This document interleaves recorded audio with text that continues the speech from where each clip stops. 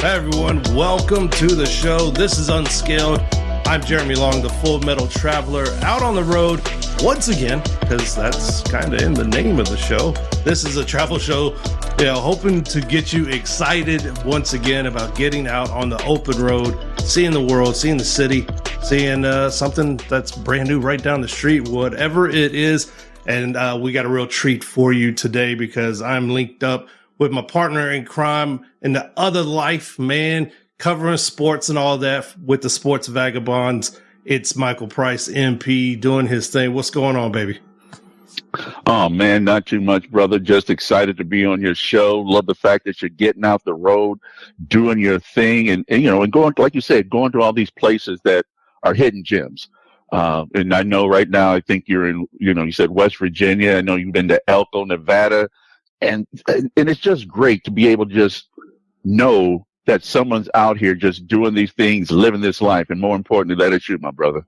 Hey, man. And in a few weeks, it's going to be us because, a sports tourism is a real thing. Sports travel tourism is a very real thing. And of course, we have a long history covering sports and everything. And don't want to let the cat out of the bag, but stay tuned because we're going to have some announcements coming on this show and on social media everywhere else. So you're going to want to find us on the other channel too, the Sports Vagabonds.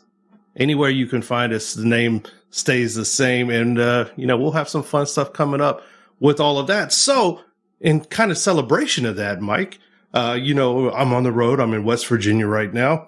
Yes, John Denver. I have not stopped hearing that damn song. So if it's going to be stuck in my head, it's going to be stuck in your head. Country Roads, Take Me Home. Try to get to sleep tonight now because that song is going to be playing all night long in your brain. But out of the celebration for the Sports Vagabonds and what we're doing on the other side of this, I kind of curated some sports travel tourism news to talk about in today's show. And I am in West Virginia, and we are doing some outdoor adventures at a outdoor resort adventure park. Place called Adventures on the Gorge. And later on in the show, I'm going to talk to Chris Hayes, who is with Adventures on the Gorge. And we're going to talk all about all the crazy stuff they do here, whitewater rafting, zip lining, everything else they have to offer. And it's an interview you're not going to want to miss, but that's going to be in a couple of minutes. But right now, MP, let's talk some kind of sports news. And this one hits a little close to home. It has been a couple of seasons now that Las Vegas has got the WNBA champions in the Las Vegas Aces. And there's been this renewed push, in my case, a much needed renewed push behind equality and equity in women's sports, comparing their pay to men's pay and all these segments that have been popping up and news headlines that have been popping up over the last couple of years, rightly so. And now we are also seeing a new wave of sponsors and advertisers starting to put their money where their mouths are, basically, and step up to the plate, Mike, and really starting to support this team, these teams, and these women out here doing it. And this one came across the desk a couple of weeks back, but I really wanted to touch base on it. Level Hotels and Furnished Suites, a company out of Vancouver, Canada, has been named the official corporate housing partner for the Los Angeles Sparks during the 2023 WNBA season. Mike, first off, your opinion. What do you think of that deal with this team? And why do you think there's a renewed push between corporations and women's sports? Oh, man, I love it. I mean, there's nothing about it that I don't love. I could see where they would go after the Sparks, name brand, associated with the Lakers themselves. But I look back to the bubble year, 2020, when everybody was playing in different bubbles. The WNBA did their version of it as well as the NBA. And the women's facilities were horrible. I mean, they had no shame in showing where they were, how they were treated, and just how it wasn't even, not even close, because it's not going to be level with the NBA. Let's be fair about that. But it wasn't even close to the treatment that some of these college teams get. Mm-hmm. So, you throw that in there. And then you throw in our local owner, Mark Davis, who owns the Las Vegas Raiders. I'm going to say Aces, but Oakland Raiders, but the Las Vegas Raiders as well as the Aces. And he's put all in on it, man. He goes to the games. They built a new practice facility for the ladies, and these other owners have to see it. The sponsors have to see it. The way the sponsors were looking at it before is they didn't see value in these teams. They went, it's female basketball. They're listening to, listen to this, men who have an opinion on women's sports. Mm-hmm. They didn't take an equation of the women who love the sport, the children that love going to the games. And this, I'm going to hit you with this one, the affordability of the games. You can actually take your family to the games and put parking in on it and park somewhere without going broke. Right. So, and now it's just this great push behind it. And I love it, man. I'm excited for these women. I know that this is something they've been looking for. They're nowhere close. Let me say this loud. Nowhere close where they're going to be or where they should be as far as where the sponsors are and the deals and the salaries. Because, let's not forget these women have to go overseas to play to make some money in order to, I guess, be in that celebrity type of income. So this is a start, and from what I understand, the hotel itself is pretty amazing, right? Yeah, it's pretty amazing. They do have, I believe, 3 locations in the Los Angeles area. They also have locations in Seattle and Chicago, and of course in Vancouver, where I believe they're headquartered. And these are really upscale, almost apartment style accommodations, with all the modern amenities and everything else. So, in your opinion, what advantages could it hold for both the team and the hotel chain? Well, I think I kind of put it out there with the following itself, because if female travelers, female executives, female business travelers, they'll say, wow, this team stepped up to support a team that I like, or, a team that is a female team.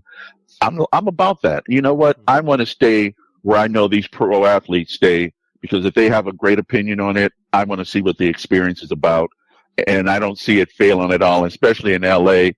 The Sparks, they had some notable names on that team. They won some championships. So, I see them being able to benefit from that. And as this just continues to grow, I'm sure that this team will start looking at the hotel's going to start looking for other opportunities within the WNBA, because, it's the fan base. And one thing, for the folks don't know, I'm coming from an advertising background. There's value in every, all the marketing that you do. Right. And with this plug right here, this is going to be huge. Now, I don't know what they're going to be doing during the games. If they're buying commercials, it'd be shame on them if they don't. But hey, make your hotels a travel destination. Don't just talk about what you're doing for the Aces. Talk about, wherever their headquarters, talk about wherever locations are. And, and let people know that, hey, we're here for you. We're different. We're not XYZ Hotel. We're not this one chain. And no offense to those guys, but if you got something special going, you need to tout it and talk about it. Yeah. Yeah, I agree. Kind of one of those marketing things. Like if you don't make it a big deal, no one else is going to really make it a big deal. So good on luxury, good on luxury hotels and, for doing that and stepping up. I was going to say Level Hotels and Furnished Suites. They have official names. They like it when you call them by their official names, kind of like you and I. Don't call me Steve. Looking at as it's getting hotter, I know it's the weather's nice and cool here in West Virginia, but I know just looking at the weather, because apparently I'm at that age where I just look at the weather in other cities now. But looking at the weather in Las Vegas, it's starting that pre-summer baking session where the days are now in the mid 90s and such. So it got me thinking, what are the best states to vacation in the summer? Where are you going to find the most value? Luckily, our friends over at gambling.com happened to throw a release our way where they went ahead and tallied it up. The top 20 U.S. states to vacation this summer, Mike. Before we begin, looking a little bit at this list, this is how they calculated it. Room availability, room affordability, crime rate, attractions that you can go to, and something called a sunlight score. Now, they put all of these things together. Now, what the hell is a sunlight score? I guess it's number of days you could maybe get sunlight. I don't know. I'm guessing. I like that. Yeah. It's an educated guess, right? As educated as I get. And so they kind of ranked it out that way. So they didn't just willy-nilly throw darts at a board here.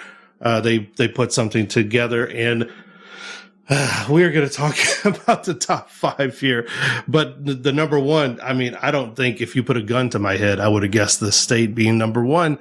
Mike, any guesses, even though I know you have the release, any guesses on what number one is, or would you like to make the reveal and just shock everyone listening to the show? Well, let me say this. I looked at the list and I'm kind of pissed. Yeah, I didn't mean it to rhyme, but that kind of happens all the time. But I'm a man of a certain age. I didn't mean to do that to your guests. I mean, to your listeners. Mm-hmm. Nevada's not on there. You went to Ely. You know there's some stuff happening. We weren't in the top 20. I'm just going to say that word. Nah. But would I have guessed this? No, I would have never guessed. But when I looked at it, I had to look back and go, I get it. Because the one thing, go ahead. No, I was going to say, you know what? I finishing that point, like, I think I'm going to start with, I don't want to reveal number one yet. Let's start with number 5 before we go to break here. Go ahead, finish your thought. No, and I was just going to say, there was a lot of things that I didn't take into the equation. And the one big thing that I didn't take into the equation was culture.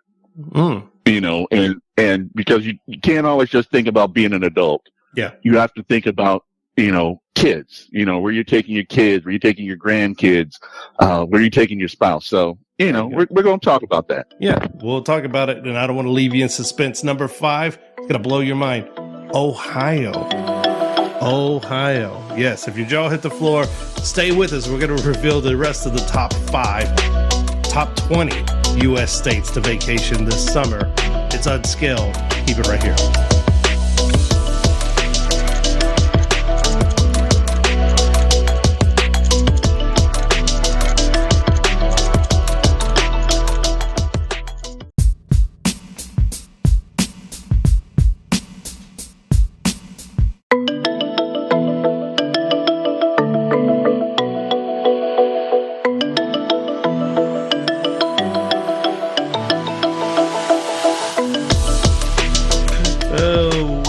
Back to Unscaled.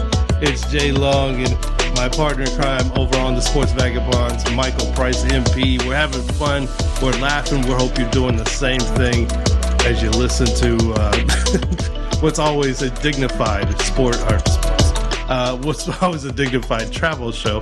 But we're talking sports this morning. We're talking sports and travel and the effects of different things happening. And a little bit later, here in just a couple of minutes, we're going to talk about the new rumors about the Tropicana being sold, and that site on the Strip may be the home of a certain Major League Baseball team, and what ramifications as far as travel and tourism could have in store. So we finished off last segment talking about the top U.S. states to vacation in this summer. Gambling.com put a survey together ranking a few different things, giving scores to things like room availability, affordability, crime, sunlight, and attractions, and came out with the list of the top 20 states. We are talking about the top 5. And in the top 5, at spot number 5, is Ohio. Do you ever think about Ohio when you're thinking about vacation? Well, no, but I looked at the list and I've been to 3 of the locations that they're talking about, or events or attractions. Cedar Point was as a kid, we went there every summer for it seemed like 20 years. When I did the calculation, it was only 4. But it has some of the best roller coasters, some of the best food out there, and just a lot of fun. And then I've also been to the Franklin Park Conservatory, and I went, oh my God, I didn't think about that. I've been to the Columbus Zoo, so I had to go ahead and, suck my pride in being a Michigan guy, and then go, oh, all right. But Jay, the thing that I saw on this that just blew my mind is that in Ohio, you will find a Christmas Story house. That's what I said, folks. That same house that they had in the Christmas Story is in Ohio. I never knew that. I just learned that right now. Wow. I didn't know that either. Did you ever watch the second one that they just came out with a couple years ago? No, I did not see. Was it good? Where the kid is grown and like, all that. Anyway, it's a mess. It's more sad than anything because, the parents are dead and, Ralphie. Yeah. Oh, God. Ralphie's like a sad middle-aged man and, all the others, but he's still got those sparkling blue eyes, man, that made him famous on that show. So, I think it's on Netflix and it's sad if you want to check it out. Number 4 after Ohio. I guess I just never think about Ohio.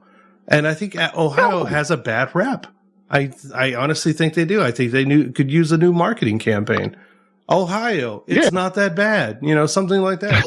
Because all I've ever heard, and I've never been to Ohio. Well, actually, I did go to Ohio when I was yet little, but I don't remember it. So I've never really been there to vacations. But it's on the list at number 5. Number 4 is Georgia. Georgia. Which, there are places like Savannah, Georgia, Atlanta, in pockets, places around Georgia are really nice. So this one isn't as surprising as, Ohio, I guess.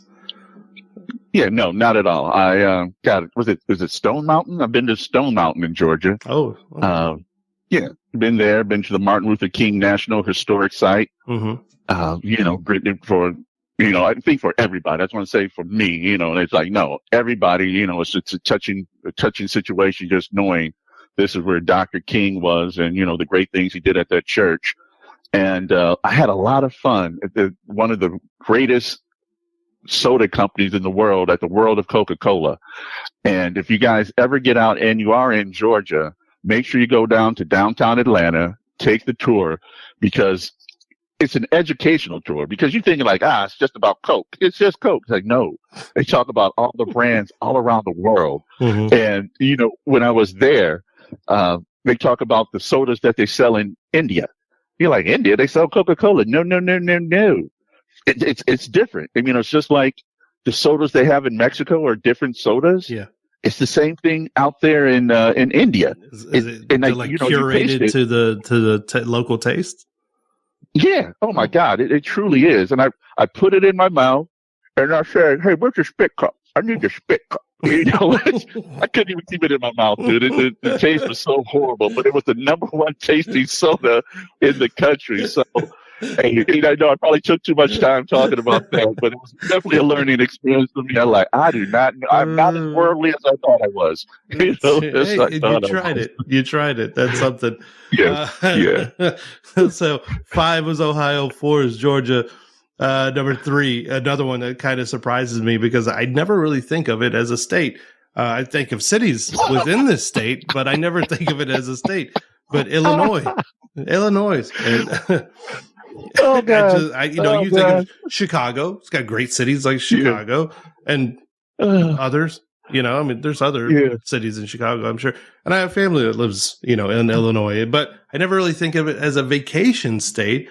But maybe I should. Maybe I'm being, judgmental towards these states because, states that you would expect to find like California, maybe Texas and, states like that are like way down on the list. New York, way down on the list. But there you go. I mean, top 5 so far, Ohio, Georgia, Illinois, and the top U.S. states to vacation in this summer. Number 2 is, this is probably the most gimme in this list of top 5, but Florida, and look at it. They got a 100 on their room availability score. They got lots of hotel rooms in Florida. Well, they have the Disney park, what's the other one where Harry Potter is? They have so many attractions out there, and that's where the hotel comes into play. But even with that saying, you have all the beachfronts, from Clearwater to Hollywood Beach, as they say, the beautiful people, that's where you want to go. And if you think you're beautiful, that's where you should go. But, NASA, Kennedy Space Center, you forget about that. Yep. Because we don't do a lot of, you don't hear about it. And so out of sight, out of mind. But, it's one of those places I think people should go to and go out of their norm, and I think that's kind of what we're hitting in all these things is, hey, those are things that you know about, but it's the things that you should be doing. Yeah, and those are good points. The first one, the number one is, again, a little bit of a surprise, but maybe not because of what else it holds at, the parks and things like that it holds, that maybe being on the West Coast a little biased, you don't think about too much, but Virginia is the number one of the U.S. states to vacation to this summer. Is that a surprise, or am I just being short-sighted again? Both. Okay. Surprised and short-sighted. And I know you're like, dude, you're on the fence. You're on the fence, bro. And I am on the fence because growing up, I went to DC and did the whole DC tour, and all that great side. Then we went on the other side, and I totally had forgotten that we went and saw so many of these attractions out here. The Arlington National Cemetery is like, oh my God, I totally forgot that we did that. The Tomb of the Unknown Soldier, watching the changing of the guard. I'm getting chills thinking of that thing, because from my understanding, if you mess with one of those Marine, that are standing posts there, they would just beat you to a pulp. I don't know if it's been proven, if Willie Bobo did something out there in the past, but, it really can get you. And just from an historical standpoint, when you look at it, you just go, okay, I get this. Mount Vernon, and, not money earning Mount Vernon, but George Washington's Mount Vernon, a great place to go visit. And the thing that threw me off is a place called the Luray Caverns. Gotta get there. I mean, this looks so beautiful. And these are some of the attractions that they have all throughout the United States that I think we take for granted. And I'm glad that you have this show that we can make people aware of what's going on, out there. Man, look at you all over the world. Want to be like you when I grow up. So there you go. The top five. Old. You'll be old. Starting at number 5, Ohio, Georgia, Illinois, Florida. Number 1 is Virginia for the top 20 U.S. states to vacation to this summer. Where some of your favorites might have ended up, you might be wondering, because we didn't go through the entire list. But at number 7 was Kentucky. Tied for 8th was Iowa and New Jersey. That's weird. Tied for 10th. I think this is my favorite one right here. Tied for 10th was California and Pennsylvania. Okay, sure. I don't know what to think of that, but Pennsylvania, another one that I think kind of underrated. I know a lot of people who love going to Pennsylvania. And in fact, I know some people that would vacation there, or at least go on a vacation there almost every single year to like different things like Hershey and like Amish country and things of that nature. So Pennsylvania on there as well. And then New York, 13, Texas, 14, and the rest of them. Oh, look, Michigan, number 18. So, and yeah, it is kind of weird to see that Nevada, which has such a popular tourist draw in Las Vegas. Now, Las Vegas is one of these really polarizing cities, as you and I know. People either really love it or they don't really like it at all, because I think just like Dan Le Batard, they don't get the show. They don't get the city with Las Vegas. I see so, and like, I think it's a real problem. And I'm just going to tangent here because I am. Tangent in travel writing with travel writers is a lot of them don't like Las Vegas because they're like, oh, it just was overhyped or whatever. Hey, look, Las Vegas is simple. It's alcohol and gambling and it's shows and it's all of those things all the time, always. And now it's sports. So, I mean, Las Vegas, simple, and it's in the desert. And it's just kind of this beautiful, chaotic mess for 4 miles of road. And then it's just like a normal town everywhere else, which is like the strangest part to me, Mike. So there you go. Top 20 places, Nevada not on them. It's okay. We'll get them back. We'll get them back in other ways. This is Unscaled. When we come back, I'll be talking to Chris Hayes from Adventures on the Gorge, talking about everything adventurous here in West Virginia, where I currently am. And then just a couple minutes after that, we're going to talk about how the Vegas skyline may be changing once again with the moving of a certain Major League Baseball team. This is Unscaled. We'll be right back.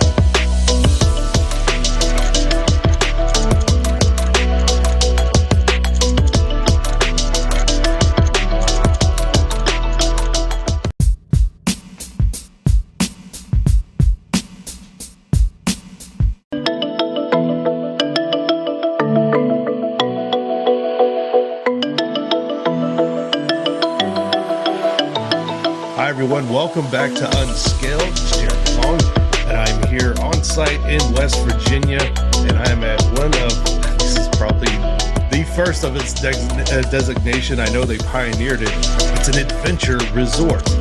And if that doesn't, perk up your ears, if that doesn't make you want to jump in the car right now and head to West Virginia, well, stick around. We're going to talk a little bit more about what all this adventure resort has to offer, the kind of fun you and your family, if you have one, can have here, and, all the fun stuff that they offer, floating down the river and all kinds of You know what? I'm going to do a poor job of explaining it. So I have a guest today, Chris Hayes with Adventures on the Gorge. Chris, thank you so much for joining me today, man. Oh, you're welcome. Thanks for having me. Yeah, absolutely. So first off, I mentioned the adventure resort. What is an adventure resort? What is Adventures on the Gorge? Okay, so Adventures on the Gorge is a company that is made up of what at one time was 4 different companies, all founded at different times, starting in the mid to late 70s.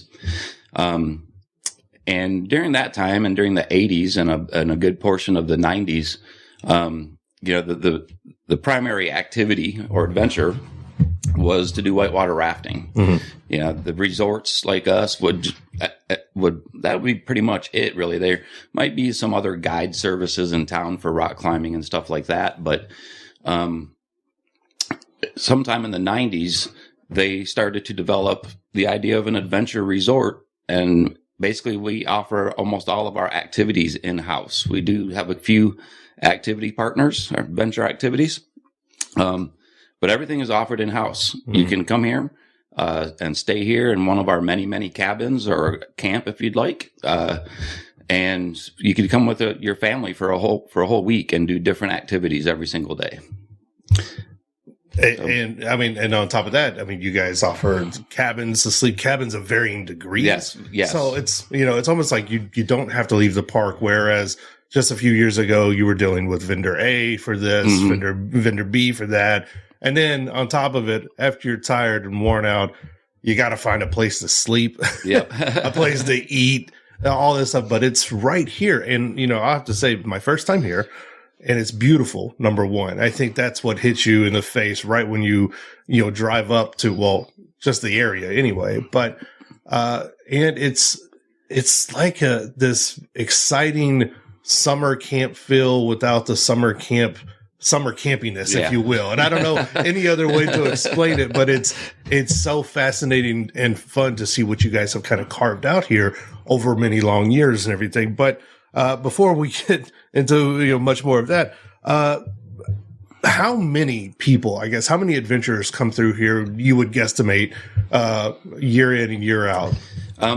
So the metric that I really look at as to know if we're having a good year or having a great year is the number of people that we take whitewater rafting. That is still kind of the driving force. Okay. There are people that come and just do our zip lines or just do a few of our ground-based activities, but the driving force is really still the whitewater rafting. And on any given year, we will take somewhere between 40 to 45,000 people whitewater rafting in a year. And that is, our season begins in April. We usually start rafting April 1st. Of course, the high time is the summertime. That's our busy season when we're rafting on the New River. And then we extend out into October 31st is usually the last day that we do any rafting. And then we kind of shut down for the season. Okay. So you have your whitewater rafting, which, from what you're saying, is probably your most popular attraction. Mm-hmm. But what makes, Adventures on the Gorge so popular? Because, like you said, there's other companies out here mm-hmm. that offer similar things. But what makes this adventure resort, stand out from everyone else? I would think a big part of it is our location. Mm-hmm. We sit right on the rim of the gorge. Mm-hmm.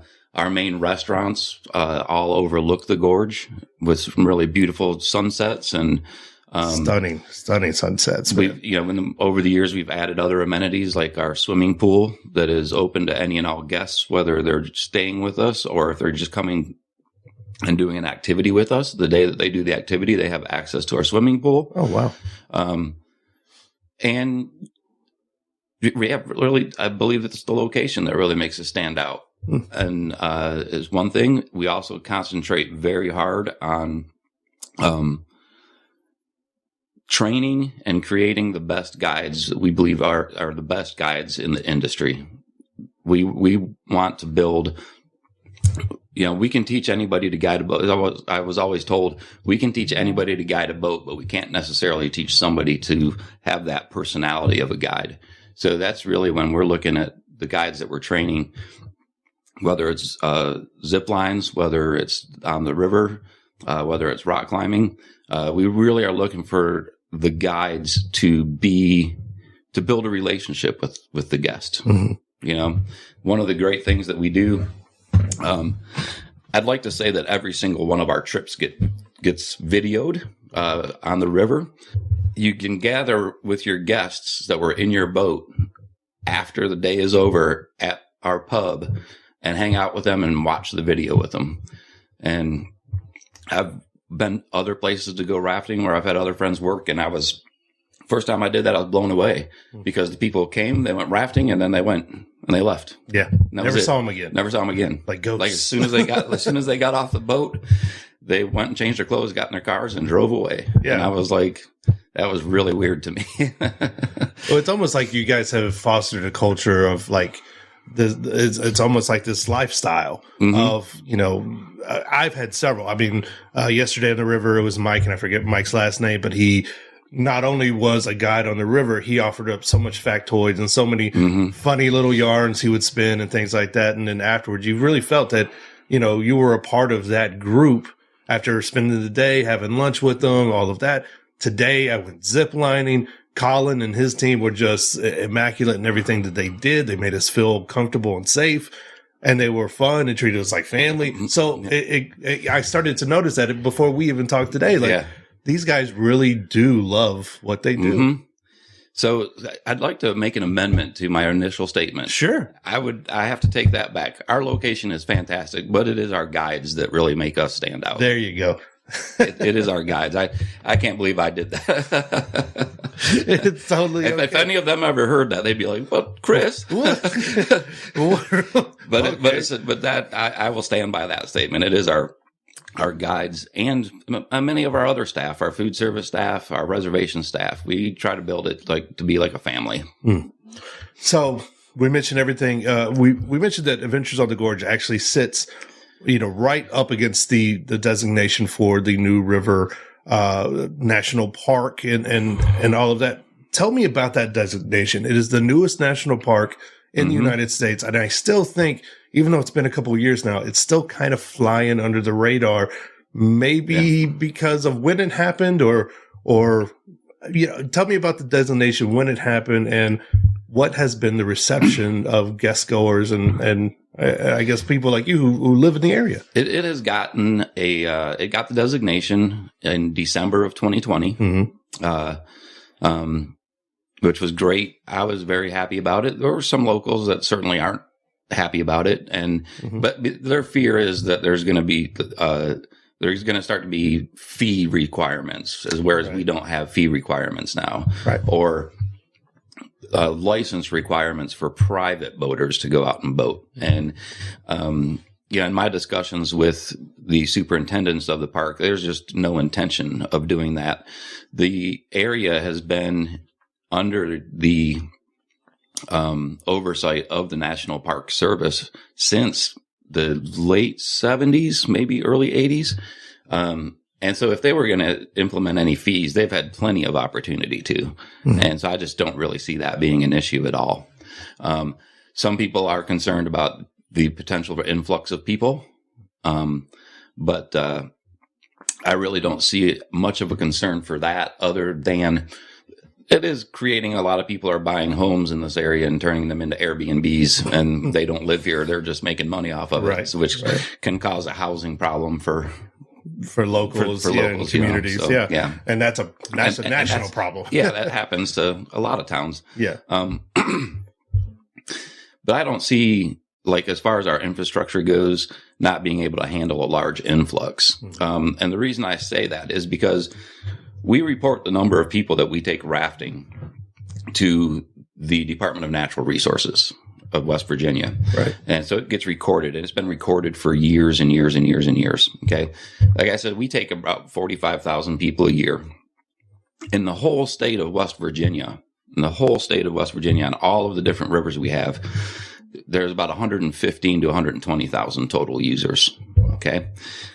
Back in 1995 was its peak, and there was 250,000 users statewide. Wow. And so a majority of those would have been here in the New River and on the other river that we have in the area called the Gauley River.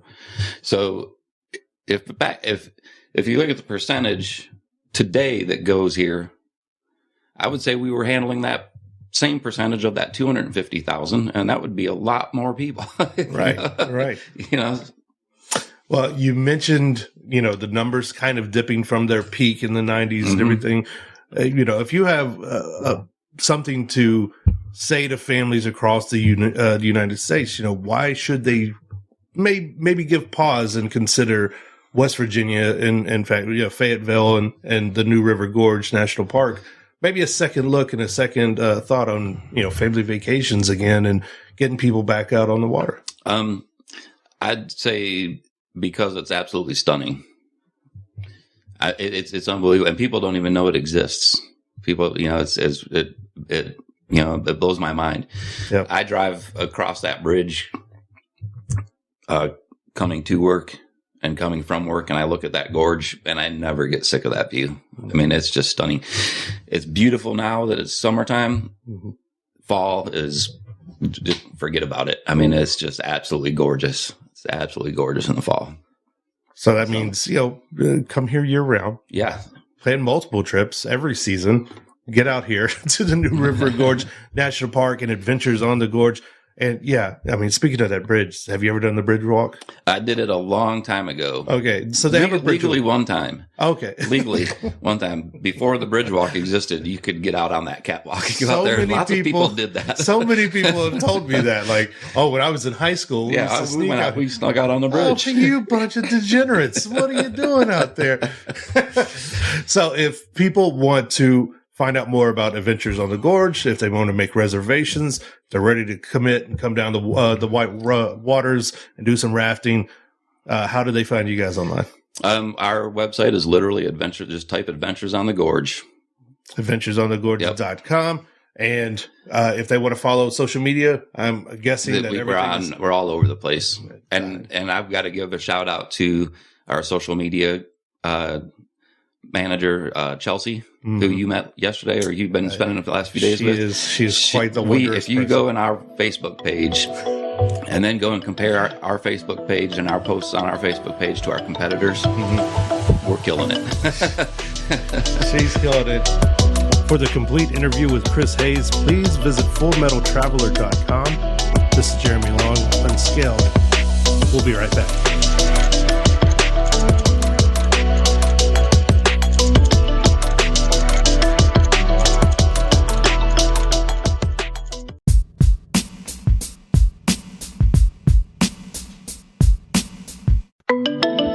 Hi, everyone. Welcome back to Unscaled. It's Jeremy Long, the Full Metal Traveler. And, we're talking, giving you the latest lowdown in travel, both in our city, in our state, across the country. And we were just talking to Chris Hayes from Adventures on the Gorge. A lot of great information. I'm currently in West Virginia, checking it all out. It's a beautiful state. I've never been here before.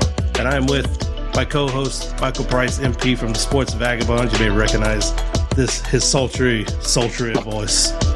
I don't know why I said sultry. It's like salty and sultry. You're making stuff up. Yeah, there you go. I don't know where the hell I was going with that. We're talking, in kind of celebration of sports, because the playoffs, the NBA playoffs are on, NHL playoffs, and of course the Golden Knights, they're a couple of wins away from the Stanley Cup Finals. And we're talking sports news. And now here's a bit of sports news that has been going on, MP, for the last couple of, forever. It's been going on for a while, but this story gets weirder and weirder, and it has more twists and turns as far as what the heck is happening. And it's anyone's guess, because the people with knowledge aren't really doing a good job of communicating what the heck is happening with this thing. So long story short, MP, I know you know this well, but I'm going to tell the audience, if you don't know, the worst secret in the world is that the Oakland Athletics desperately want to move to Las Vegas. That could be for a number of reasons. One could be it's a great sports town, and it really is. It's a hugely underrated sports town. But I think we're having that emerging moment, MP. Correct me if I'm wrong. I think we are having that emerging moment. But also, they see, a team like the Raiders come in a couple of years ago and get handed $750 million in public money, whether you agree with that or not. Playing neutrality as far as politics. But I know it wasn't really popular. It wasn't really a popular move. But nevertheless, Allegiant Stadium was built. The owner of the Oakland Athletics has looked to Vegas to basically be the new home for his team and wants the state and the city to kick in. Well, their initial offering was, or asking was $500 million. They, had agreed in principle to buy some land across from T-Mobile Arena where the Golden Knights play. And it's kind of this, what is it now? It's like a trucker area, like a economic park or something like that right now. Yeah, okay. So it's kind of this dingy area, whatever, but they're going to, first agree to put a ballpark there. Now they're looking over at the Tropicana. The Tropicana is very much a different site. It sits at the south end of the strip, right across from MGM Grand, right there, cat a corner to New York, and right across the street from, the Luxor and Mandalay Bay and everything. So they're talking about taking 35 of those acres and building a 30,000 seat stadium. And it's expected to cost $1.5 billion. And the A's are still searching for lots and lots of money from the state of Nevada to get this project done. And it seems to be becoming more and more of an issue, and an unpopular one at that, as each day seems to go by, MP. Yeah, no, it's, everyone doesn't like sports. It's as tragic that may sound to men, who love sports. Everyone doesn't love sports. So people really don't understand why they're paying their tax money for something that they won't be a part of.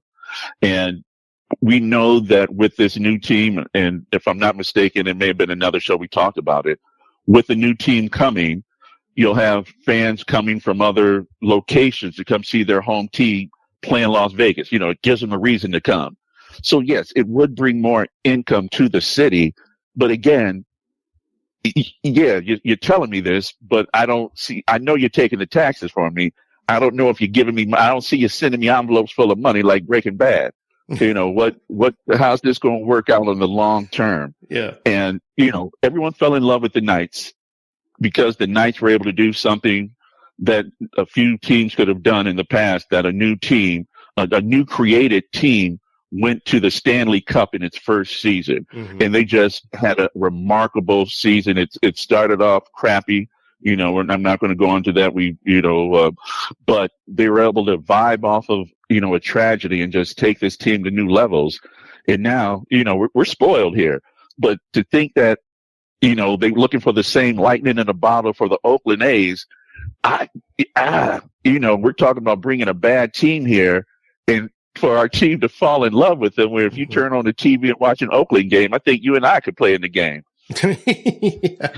Right now they're offering sweet tickets, $250 will get you like 8 games, and you could go down on the field and take a couple of bat swings with a major leaguer for $250, and no one's biting. It's kind of crazy. I mean, I think a couple of games ago I think they drew just 2,000 fans, which is the second lowest since I think the 70s, whenever they played Texas and drew like 1,000 fans. And now this is not an owner he hasn't been spending money on this team. The team has been a laughing stock for years. The team itself has overachieved in a couple of years. I know they're giving the Houston Astros, eventual World Series champions, a run for their money in that division a couple of years. They've overachieved with the talent they've, have surrounded or put the team together with. But he has not shown, and that is, what's his name? Jared Fisher. Mr. Fisher has not shown a propensity to spend any money on this team. And what makes anyone think that once they get to Las Vegas and they have a shiny new ballpark, and he has everything he wants, that he's going to suddenly start opening up the purse strings? I just have a hard time believing that, Mike. No, that's the point right there. Why would he change right now? He's looking for a new location and I'm using this term lightly, for a new grift. He's like, let me see. These guys don't know about us. It's like, it's called the internet. It's called TV. Yeah, we do know about you.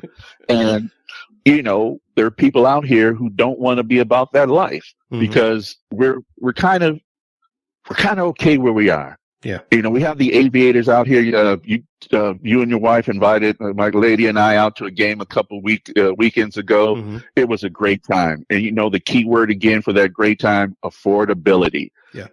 We were able to go out there, not have to break the bank. There's free parking that was available. The food was delicious, ballpark food. Come on.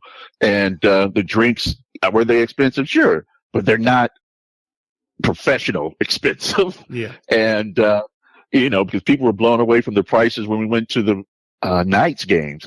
So, here he is. He's going to start gouging. And people, does he really want to come here and in 2 years, when the excitement leaves, that he's just going to be in the same situation, same scenario, with a new address? It just doesn't make sense. Yeah. And let's call it what it is. I mean, Major League Baseball is not the NFL.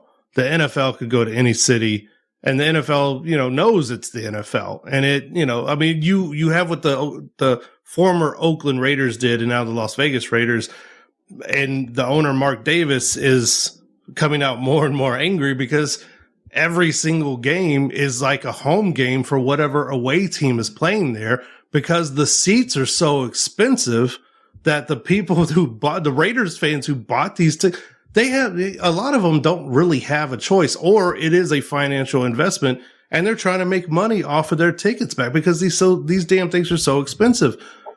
The Raiders fans are still Raiders fans. I'm not saying that they're not, but I'm saying when you go to a Raiders game, it doesn't feel like a Raiders game for most of those games, especially when somebody like Kansas City rolls in, or, a popular team that rolls in, maybe the Cowboys or something like that.